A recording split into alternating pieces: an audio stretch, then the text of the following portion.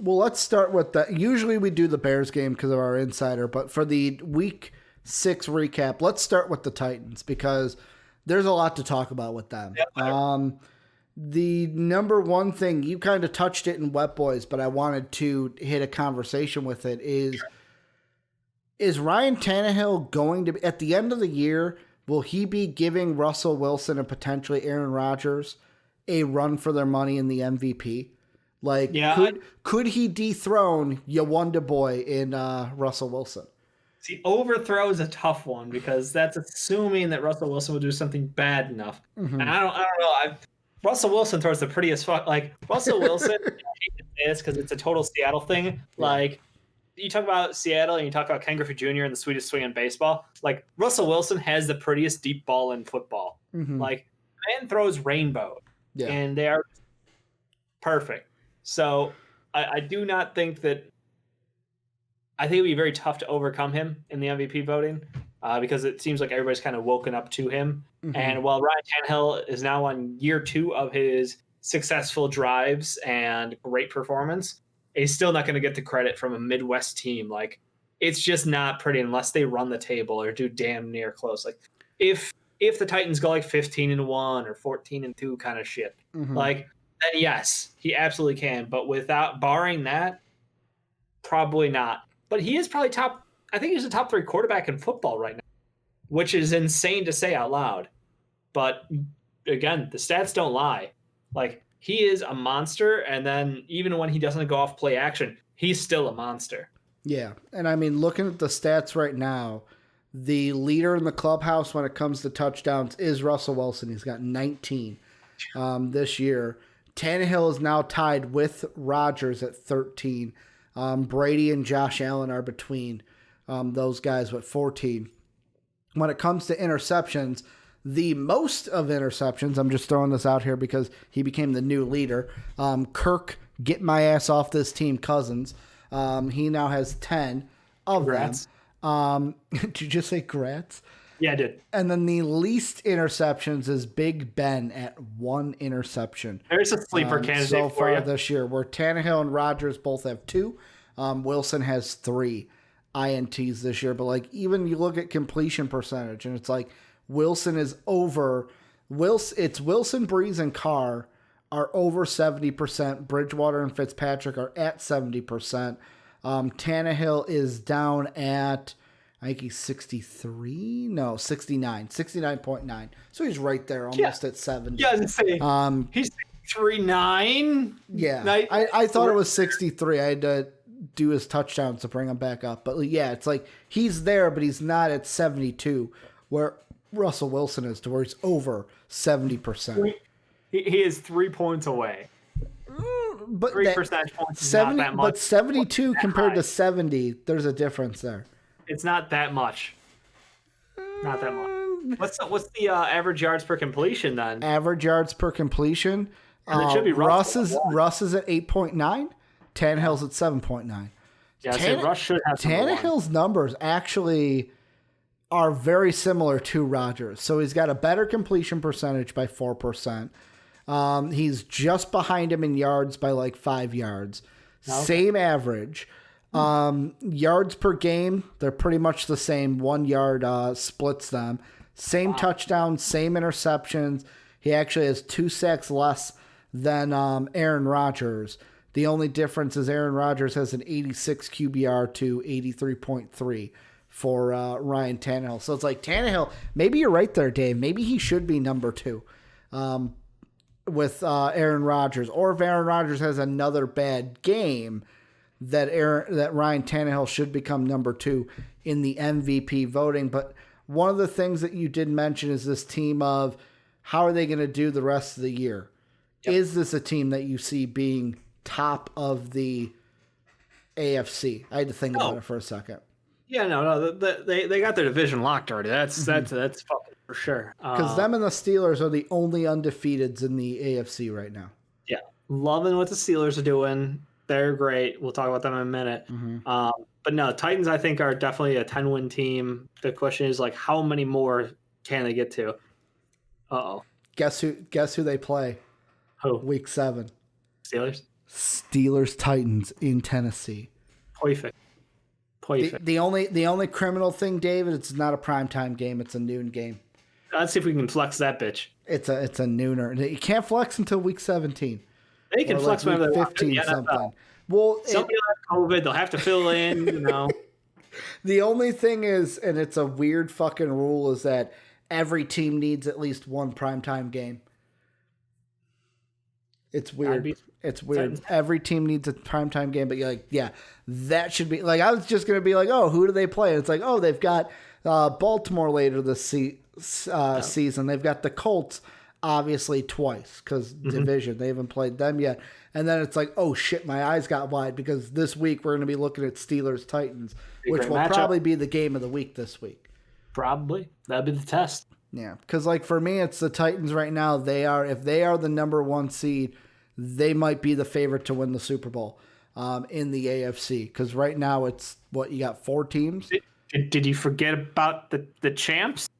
I mean, home field advantage, baby. That's what it comes down to. Here? The champs are here, but if I'm playing anywhere, I'd rather be playing in Tennessee than Arrowhead. But yes, that'd be some sweet revenge, some bulletin board material for Tennessee as well. Let's get into the other games, though, Dave. We'll go back to the huge. Bears-Panthers. Your Bears get the win, 23-16. Bears play defense. NFL hates defense. Therefore, we get more penalties and bullshit NFL ref-driven drives. Like, I swear to God, those refs wanted to hand the game off. They got a message from above, and like, oh, the Panthers should get a touchdown drive here. Oh, okay, yeah, we're just gonna. That's a PI over there. That's this. It's bullshit. Bullshit everywhere. Bears are better than I don't know. Now what are we? The worst 5-1 team you've ever seen? The worst 5-1 team. Like, get the fuck out of here. We're legitimate. We're just winning better than everybody else because guess what? Nobody likes to see defenses win games. Everybody talked up, all this other shit. Like, yeah, we get it. Offense is great. Bears do it differently. We're crunch time. We're an incredible defense. Eddie Jackson's a fucking monster out there. We've got Khalil Mack, low-key being in the running for Defensive Player of the Year, and he's angry because he's not been brought up by name specifically. He talked about that. I mean, though, Dave, would you debate that you're the worst 5-1 team? Because the only other 5-1 teams are the Ravens and the Chiefs. Because the Chiefs are about to win. I'm just saying. Out of those 3 teams, there's one that I'm not picking above the other 2. If you put a gun to my head, I'm just saying. Watched what the Chiefs defense did to the Ravens. We're better defense than the Chiefs. Good point. Good point. Also, with the Ravens, what are they going to do in the playoffs? Because last year, Lamar kind of choked. Well, Lamar and the Ravens kind of choked.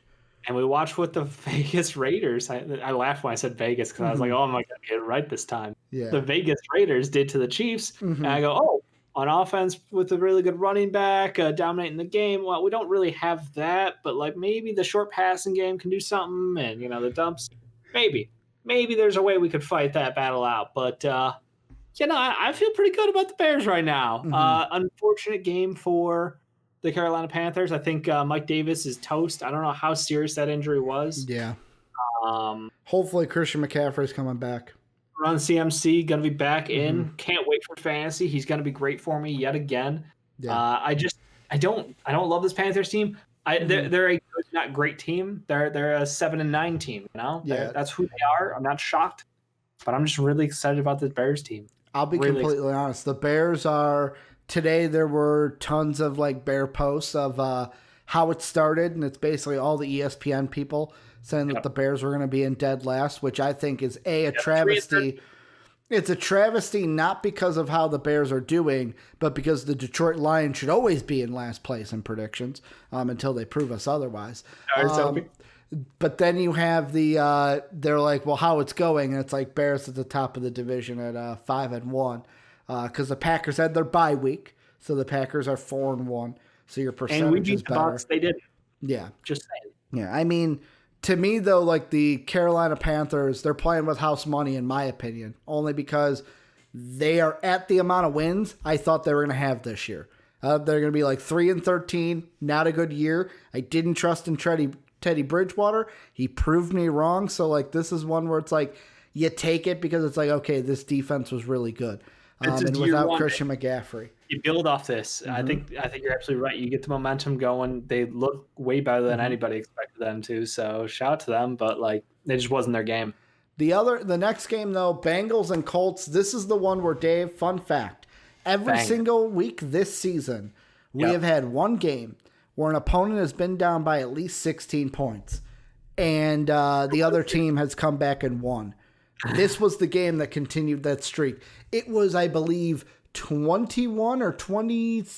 Yeah, it was like, I'm going to look up the play-by-play because I want to get this right of what the lead was. It was 24-7, Dave. Actually, 21-0. Then it went to 21-7, 24-7. So it was a 21-point lead for the Bengals. And from that point on, the Bengals could only score in half, 3 points. They lose 31-27. Is this a bigger deal for the Colts or a bigger deal for the Bengals? That the Bengals let one get away, or the Colts were like, oh, we slept early and this is who we really are at the end of the game? It was a really great game for the Colts because they looked amazing in that second quarter, and then it was did they blow their load too early? Like was that everything they had? And it came down to like a little bit of nail biting down the line. Philip Rivers probably saved his job there because a lot of people were getting a little pissed at Phil Rivers. Dang, throwing all them picks and costing the Colts games because their defense plays their minds out for the majority of these games, and they did a great job shutting it down when it counted against the Bengals. So credit to that Colts D for tightening up things when they need to. The wins will come eventually for Joe Burrows and T. Higgins out there, but in the meantime, this is a Colts team that's ready to win now, and I'm glad they pulled out the massive comeback. Yeah, for me, I look at it and I go, if I'm a Colts fan, great we got the win, but I'm nervous. Like, speaking, if I was a Colts fan, I'd be nervous because, like, this team starts out slow. They start games out slow. The Bengals, luckily, were a team that you can get up and score against. Look at the Bears game, though. Yet again, that was a tougher defense. You got the win in that one, but it was like you barely get the win in that game against the Bears. You haven't looked great in every single game. Like, I thought this team was going to be very different. And on the Bengals, it's like you're just looking at this and going, like you said, we didn't get the win, but holy shit, my team actually looked good. Yep. My team was fucking slinging it out there. Where's the issue at? Well, maybe it's the play calling because you hate Joe Mixon, can't get him any run out there. Yeah. Had they been able to sustain a running game, this would have been a different game. Cincinnati had the game in their hands, like you said. They had a massive lead to start this game, and they couldn't get their run game going, which means, you know what? The clock doesn't stop.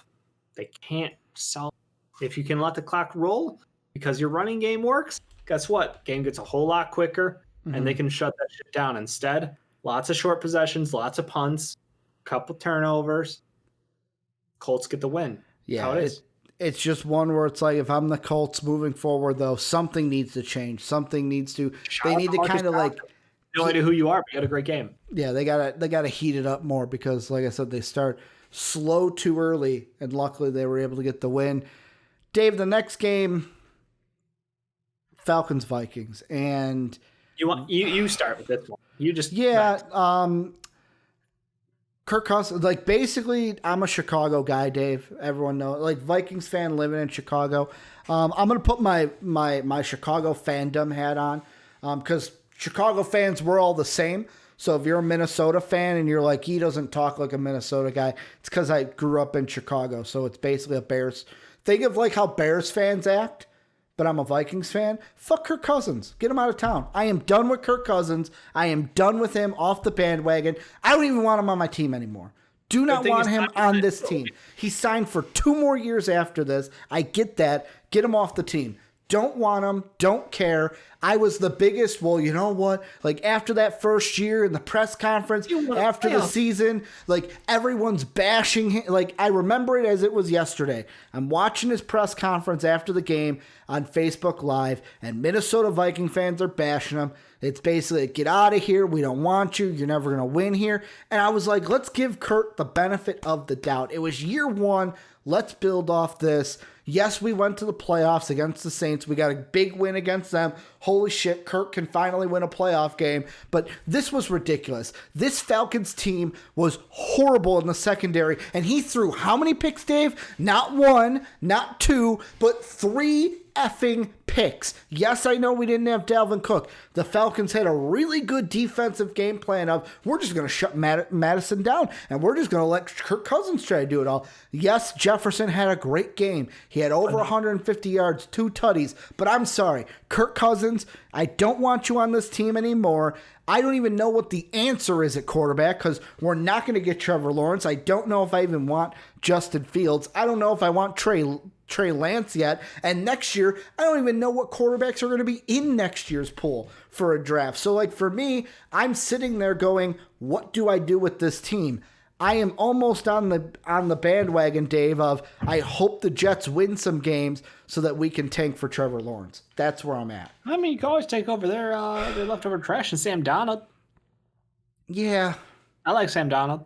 Yeah, good point. It's just, I'm done with this. I'm done with Kirk Cousins. I never thought I would get to this day, but I'm done. I don't want him on this team anymore, and that's where I'm at. Great game, though, for the Falcons to win a game after they fire their coach. They had an all Matt Ryan looked too. Great. Matt Ryan also made me look like a fucking lowercase G goat Dave, because I was like, in fantasy, I'm like, I'm going to drop him. I got Big Ben. And then he just fucking blows off this week. 371 yards, 4 touchdowns. And I lost this week in fantasy. So you know what? I got egg on my face. Yep. I don't need to add. Dave's like, I got nothing. I'm just gonna leave it. You just unloaded. I just told you so. And the picks, that's about it. Yeah, I'm gonna. It's like you with the Bears. I'm gonna go with my heart every time. You gotta pick with that one. The next one, Denver and New England.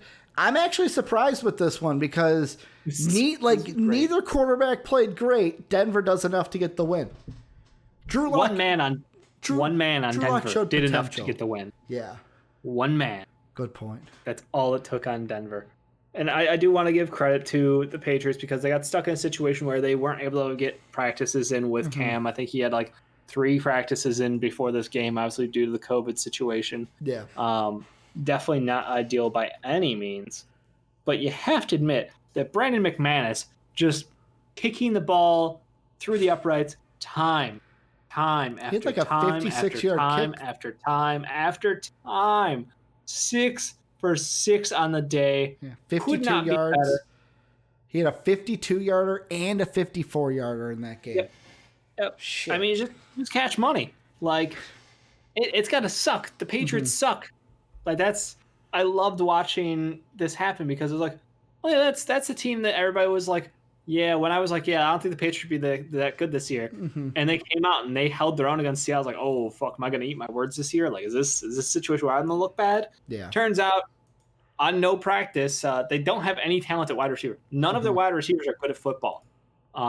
It's unfortunate because we kind of knew that though. Like, no, and that's the problem is like they literally refuse to draft talent at wide receiver. Like, we look at the kids who came out from this year's class alone. Yeah. You look at T. Higgins, you look at Ruggs, you look at Justin Jefferson, you look at CeeDee Lamb.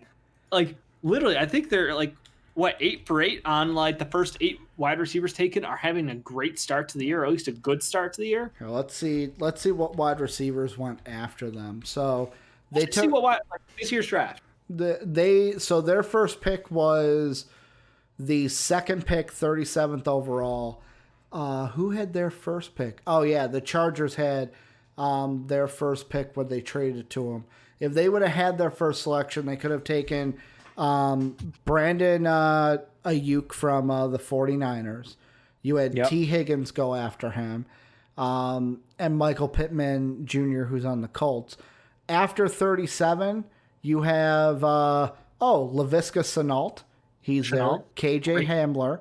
At 49, just the guy having the best rookie season ever for a wide receiver, Chase Claypool, who's now the number one. He went 49th. Mapletron. Did you hear about that? Yeah, Mapletron. Yeah, it's going big. It's gone big time now. Yeah. I brought it up last week because I heard it. I thought it was great.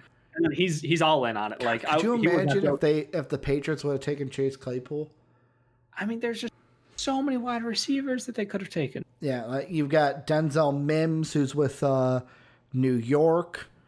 Yeah, and then like going down in the third round, Brian Edwards was the next one after that. But it's like, yeah, this is a team that we know why they don't draft wide receivers though, and that was because Tom Brady's always going to make our receivers look good. And also it was like we have Gronk, we have Edelman. Who else do we need? Well, guess what? You don't have Gronk no more. You don't have Tom Brady anymore. Cam Newton is good. But if Cam Newton doesn't have a reliable number one target, you're not going to be as good as you think you are. Yeah. No, it's just. Also, Tim Patrick might be the guy to pick up in fantasy now. Two games of over 100 yards, 8 targets. Like he's the dude over there in Denver. I thought it was Jared Judy, but it's Tim Patrick right now. Yeah.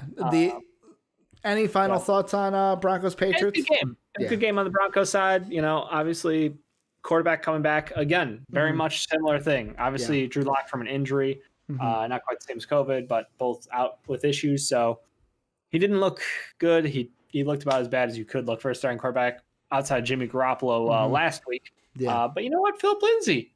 Turns out, when your other running back tandem buddy gets yourself in trouble, you can have a game to shine in. Yeah. The next game, though, Dave, I've got to go ahead and I got to give the slow clap only because good job on the Giants. You won a game. You're no longer in the 0-16 pool like your New York Jet buddies. I also have a fun fact for you, Dave, and you already know this fun fact because I told you while we were playing COD yesterday. Danny Dimes had a touchdown in this game. He had 1 touchdown. It is his first touchdown throw since week 1 against the Steelers. He had 2 touchdowns in week 1 against the Bears, Niners, Rams, and Cowboys. Hadn't thrown a touchdown at all. He finally gets back with his 3rd touchdown of the season. This is just one to where it's like Washington gave this game away at the end. And it's just one to where it's like, you know what? The 2 worst teams in the NFC least are going at each other.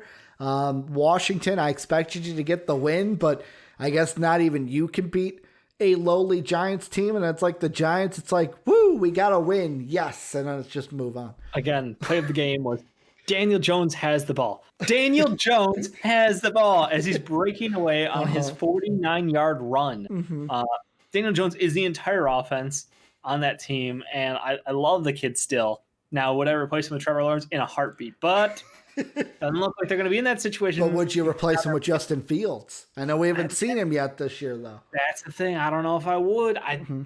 There's just something special about Danny Dimes out there. So shout out to that Giants team. I'm glad that they won because I picked them, and I will continue to pick winners. And also, this will be the first week we see Justin Fields as the Big Ten opens up this weekend.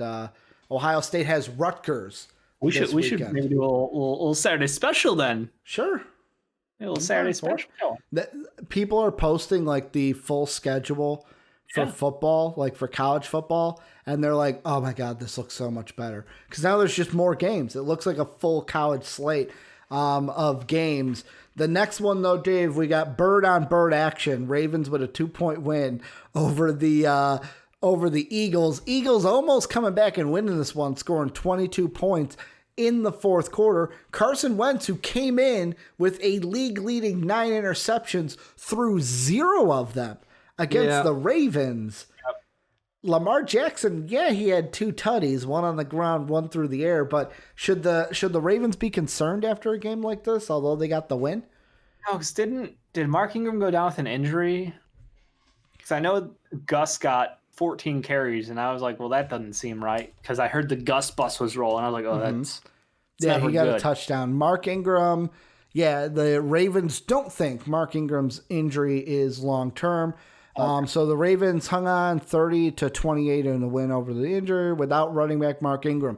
Ingram hurt his ankle in the first half, and the team went with J.K. Dobbins and Gus Edwards out of the backfield for the stretch as a result. Yeah, for some awful reason, Gus Edwards had 14 carries to J.K. Dobbins 9. J.K. Dobbins is the guy, and Gus Edwards can't carry his jockstrap, so I don't know what's up with that. Edwards got the touchdown, though. Yeah, I know. I'm a little pissed about it. He got the tutty. A little unhappy. Carson Wentz saved his job.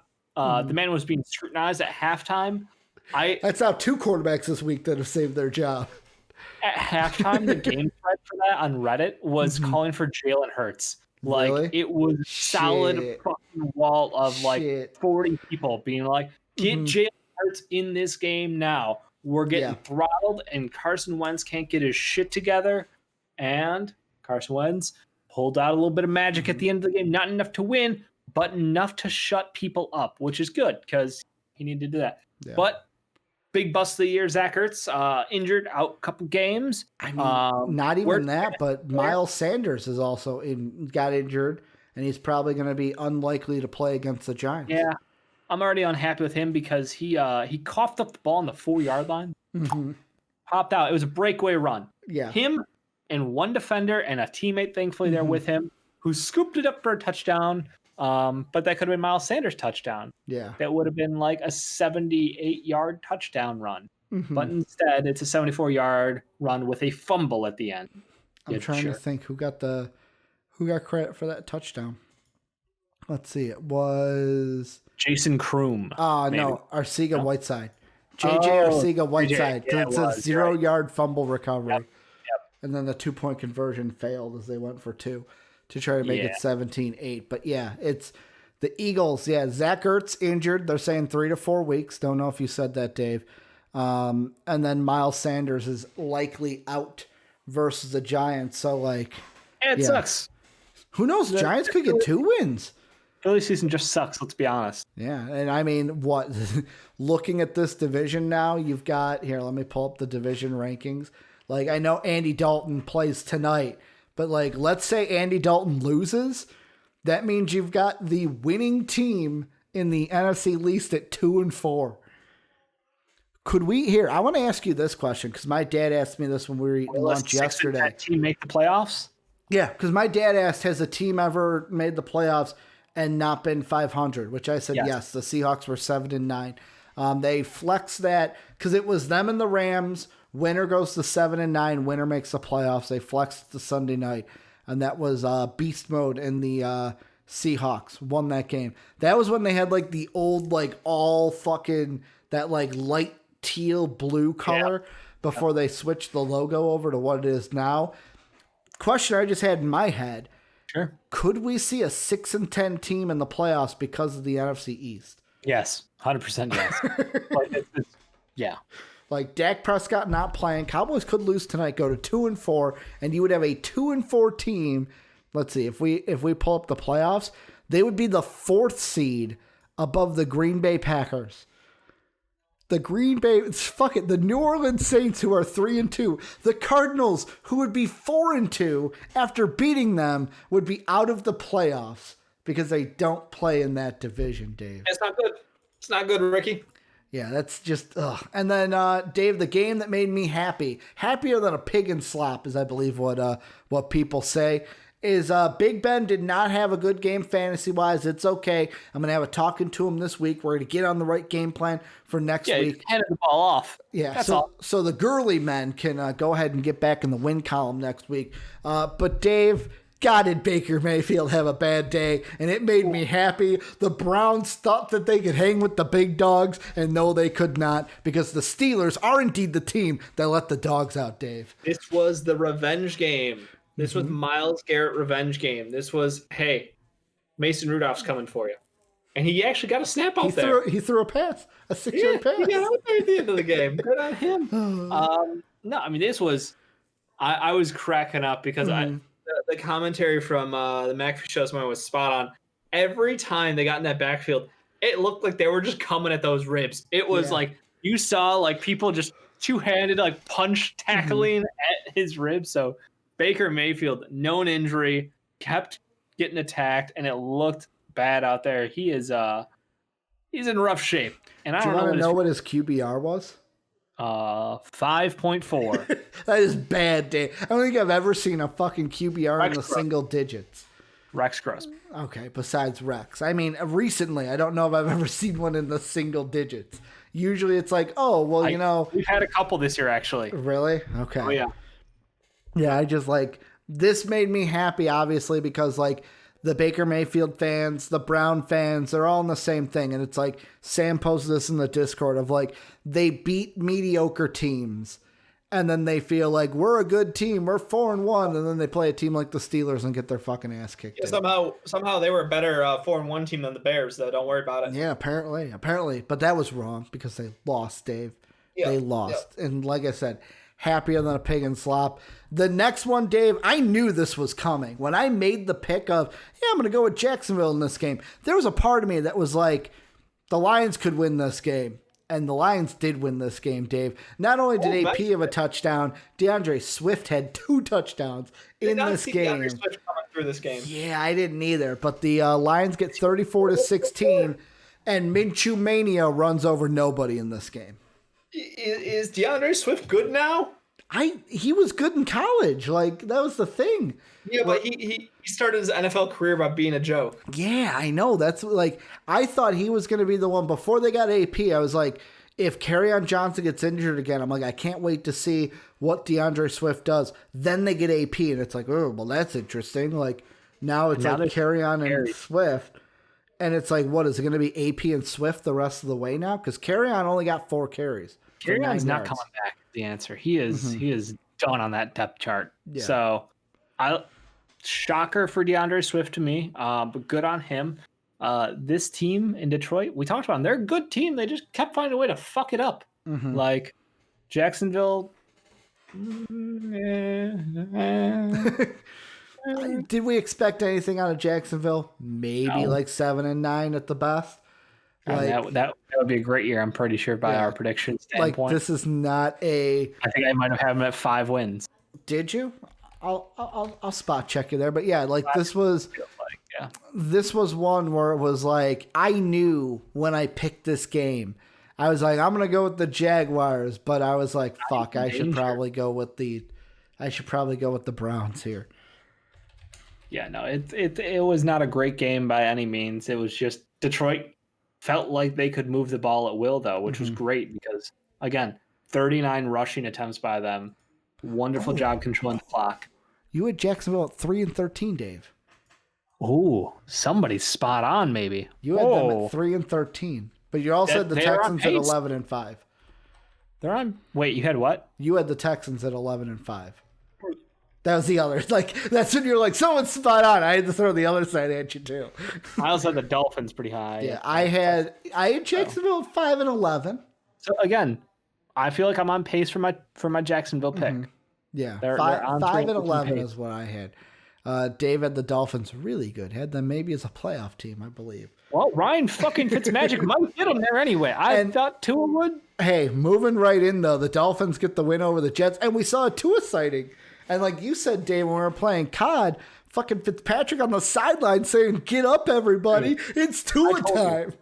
Ryan Fitzpatrick, like it's Alex Smith, Ryan Fitzpatrick. These are the 2 guys you want in your locker room. That's your quarterbacks, guys.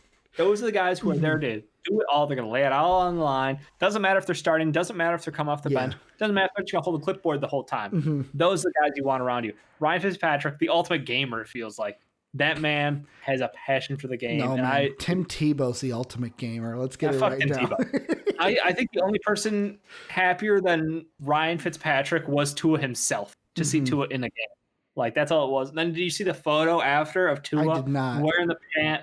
He was out on the field after the game wearing the pads by himself and on a Skype call with his family. And it was just like, that's like almost a tear moment. It's like, dude, that is just, it's him in an empty field. Nice. It's like, wow. Dave, I got a little bit of trivia for this game for you. You ready? Sure. Adam Shaheen's the answer. This is the Dolphins' first shutout win since the date was November 2nd, 2014. Do you want to take a guess at what team they beat? It was not the Bears. I don't care. It's an AFC team in the AFC Patriots. West. Patriots. The West. Oh, the West. AFC West. Fucking Rams. The Chargers. Okay. They beat the Chargers 37-0, where Phillip Rivers threw 3 picks and no interceptions. The leading scorers in that game were Tannehill had 3 touchdowns for the Dolphins. Lamar Miller had a touchdown on the ground. And then a name I haven't heard in quite some time of Charles Clay, the tight end, had a touchdown from Ryan Tannehill. Yeah, great Buffalo Bill. Now we have Adam Shaheen, the great Miami tight end. The great former Bear, putting some respect on it. Also, in the Bears game, we forgot to say that Kmet got a touchdown. Cole Kmet. Yeah, like you said, didn't know he was allowed to catch things. Yeah, I thought Chewy Graham was the only tight end we were allowed to throw the ball to.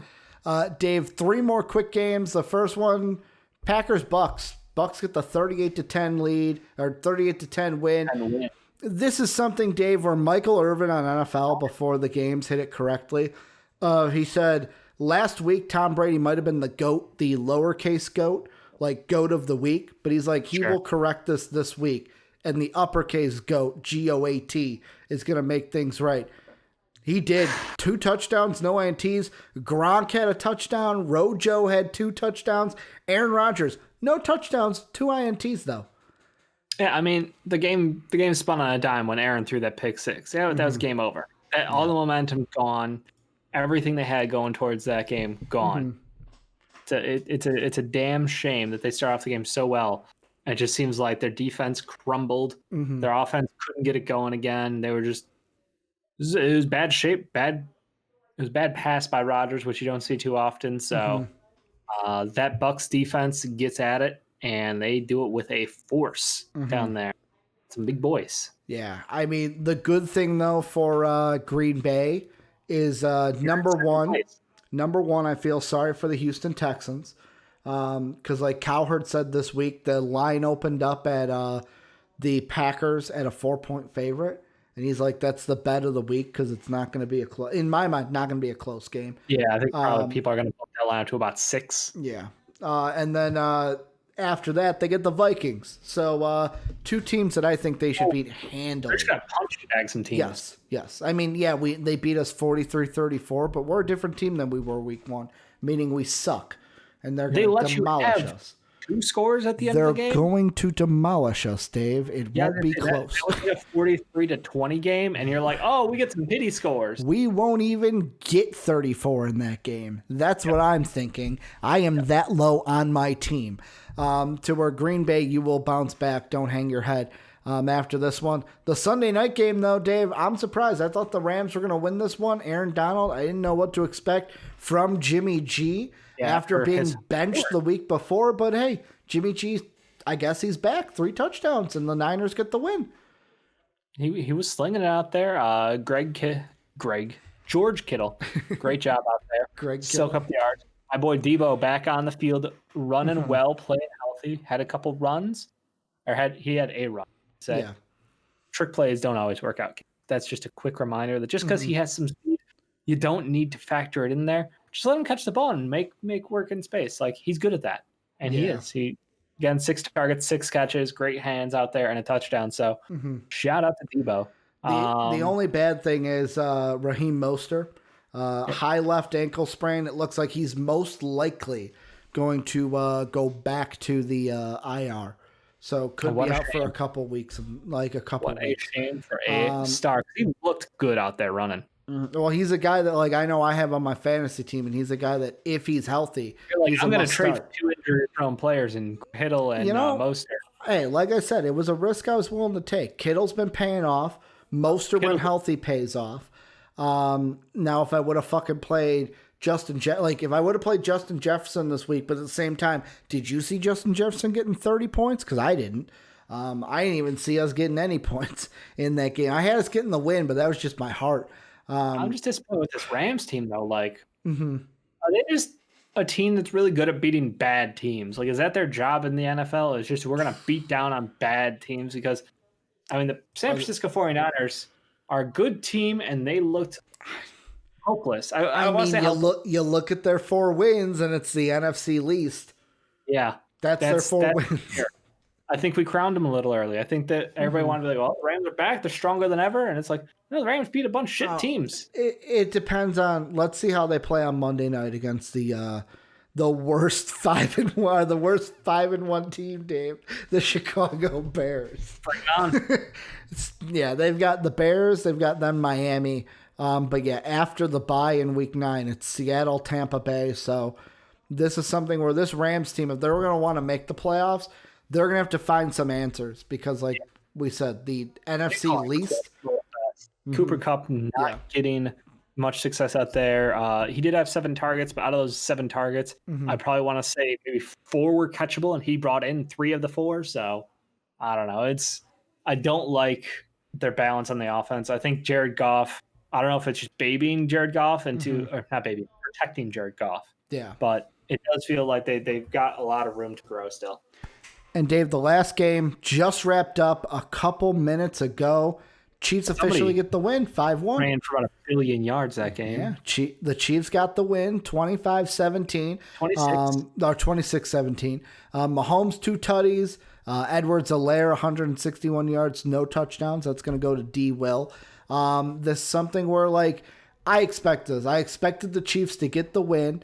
Yes, Josh Allen had 2 touchdowns, only 1 INT. One of those touchdowns going to Stephon Diggs. Yep. This, to me, was a matchup, though, that it was like, to me, this was the measuring stick for the Buffalo Bills of like, okay, you're a 4-1 team. How are you going to hang in there? I know they only lose at the end of the day by 9 points. But to me, this might be something indicative of like, okay, the Bills this year might win the AFC East. Correct. They might even win a playoff game depending on who that first opponent is. But I don't expect this team to go as far as many thought they would after they went out to that 4-0 start. I mean, look, they held up pretty well against the Chiefs. I wouldn't say no. I think the one bummer this year is we haven't seen like John Brown really get comfy in this team yet. Like, for somebody who was new to the team and Stephon Diggs, he seems to just fit right in. It's like, oh, game plan is we're going to open up the field with Stephon Diggs out there. John Brown's been like hurt, and then a mystery of like, we're just not gonna throw John Brown the ball. It's what happened to him this season? I don't understand why he's not part of their offense anymore. 4 targets today, no catches. He's not. I don't know if he's bad at football overnight or what happened, but got to figure out what the shit happened there. But yeah, no, Chiefs are good. Bills are still pretty good in my mind. I think the Chiefs will still be maybe a 9-win team. Looking at it. Yeah, I mean, this Chiefs team is showing, like you said earlier, when I disrespected them a little bit, where they are the reigning champs. They are the ones that are going to go ahead and basically 5-1, should be 6-0, because the one loss they did have, it was like one of those games counts. Where it's like, it counts, but it was one where it's like, shit, man, the Raiders just played better. Raiders earned that win.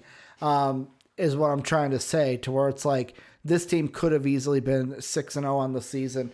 And they're one that's not going to stop. The Bills, though, it's going to be, what do you do from this? You started out 4-0. This is now your second loss.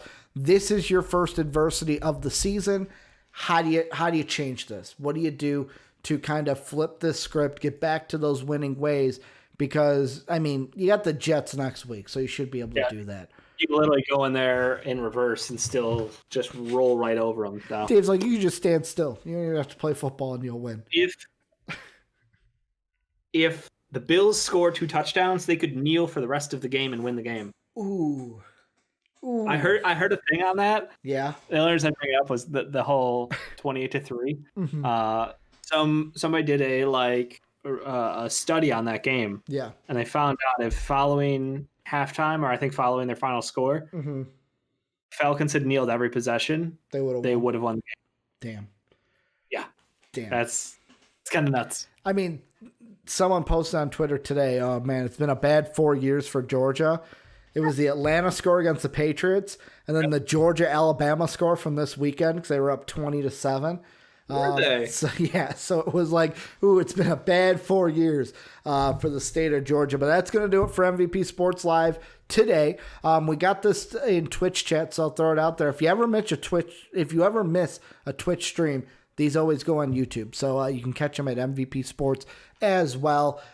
Make sure to support us on Patreon, patreon.com/MVPvids. Join the Discord, that link down below, or !Discord into Twitch chat. You can also support us by throwing us a sub on Twitch, where we're live every Monday through Friday, twitch.tv /MVPvids. But like I said, these go up on YouTube as well, MVP Sports. So go ahead, check us out there too.